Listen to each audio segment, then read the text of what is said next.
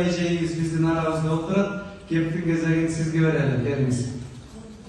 Шам чырак чагып бериңиз бизге. Рахмат, иш-чара катышуучулары, урматтуу көрүүчүлөр менен. Мен кыска айтайын, айта турган сөздү токко тережелип айтайын. Биринчиден, эгерде кыргыз адабий процессте поэзияда Аркул Усмонов өзүнүн мектебин дайындаса, прозада Чыңгыз Айтматов дайындаса, журналистикада Эшимханов Мебис өзүнүн мектебин дайындаган экен да.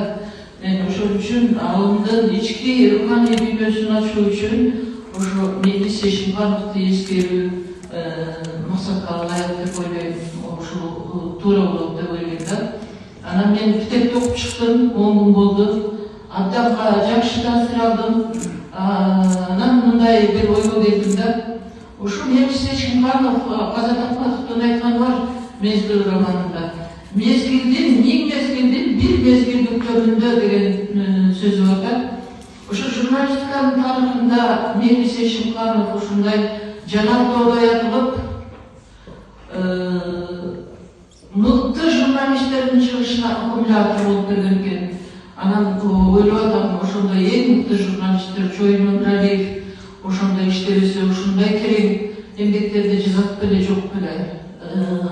Аскер Сакыбаева ушундай журналист болот беле жок беле. Султан Раев ушундай романдарды жазат беле жок беле деген пикирге келдим. Бул биринчиден.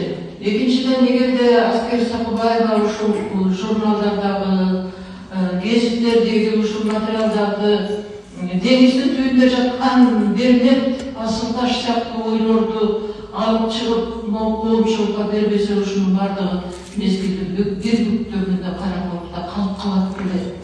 Ошондуктан Аскерге терең ыраазычылык. Ал эми алым токтомушка келсек, мындайча айтканда Алтынбектин оюн окушулар бул чындыгында табиятты гений экен да, гений экен. Могу кетек болбосо балким кийинки муну көрбөй калмак, билбей калмак. Эмне үчүн мындай деп атам мен? Берген суроолору ушунчалык терең, ага берилген жооптор ушунчалык бийик. Натыйжада ойлордун салмагы, деңгээли, бийиктиги асман менен чейт. Асман менен чейт. Мисалы айтайын, тиги Кубатбек Жүсүпалиевке Достоевскийдин сөзү менен кайрылып атат. Кубатбек Жүсүпалиев ага Мухаммед пайгамбардын сөзү менен жооп берип атат. Эмне деген ойлор, эмне деген тереңдик, эмне деген бийиктик. Же болбосо Кадыркул Даутовго кайрылып атат. Кадыркул Даутов айтып атат, жерден жарга кетти азыр. Акындардын жүрөгүнөн кетпей жатат. Эмне үчүн кетпей жатат? Көрсө ага анын публицистикалары жооп берет экен. Ошол учурда